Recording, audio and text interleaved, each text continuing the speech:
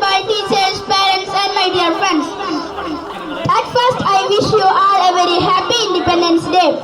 Today is 15th August 2022 and we all are celebrating our 75th Independence Day. I am very happy that I got a chance to speak on this occasion.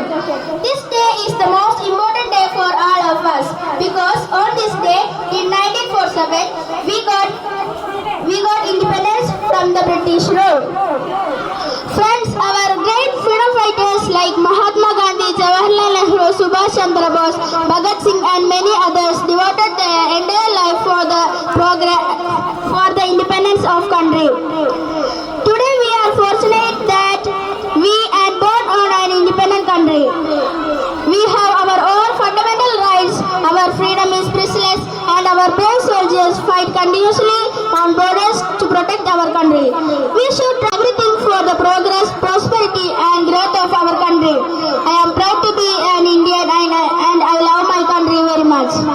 Once more I wish you all a very happy Independence Day to all. Thank you.